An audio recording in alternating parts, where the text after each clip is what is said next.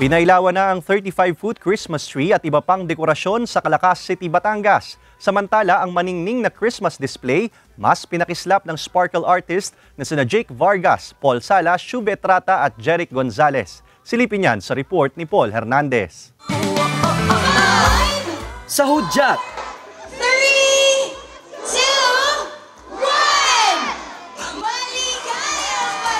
nagliwanag ang Calacas City Hall ground sa Batangas. Busog ang mga mata sa nagkikislapang Christmas displays. Elegante ang arc of stars na hitik sa Christmas lights. Mapaglaro ang mga ilaw ng 35 talampakang Christmas tree. May mini version pa niyan. Masaya! Sobrang saya nga eh. Taon-taon po, iba-iba po ang ginagawang pailaw ni Mayor. Kaya lagi po kaming pumupunta dito.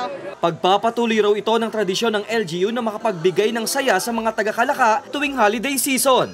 Mensahe ng pailaw ngayong taon, Paskong mula sa puso.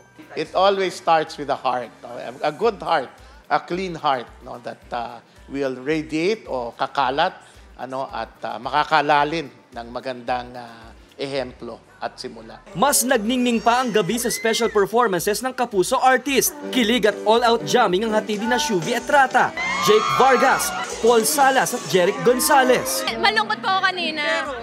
Tapos lumakas yung baby ko! I love you, Jake Vargas!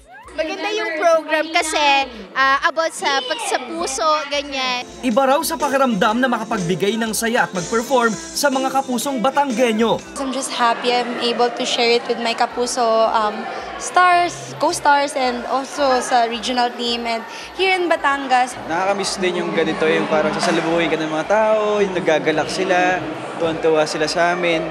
And higit sa lahat, na-i-share namin yung kahit paano, yung talent namin sa kanila. Yaman din lang at nasa Calaca na sila, hindi na rin pinalagpas na matikman ang sarap ng authentic at tsarang Calaca. Ilang stars kaya ang ibibigay nila?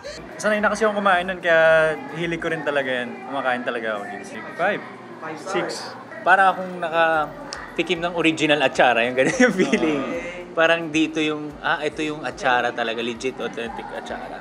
5. Lubos-lubos ang pasasalamat ng mga residente sa sayang inihatid ng mga Kapuso artist sa Calacazen. Kasama si Kel Ravaca, Paul Hernandez. Balitang Southern Tagalog.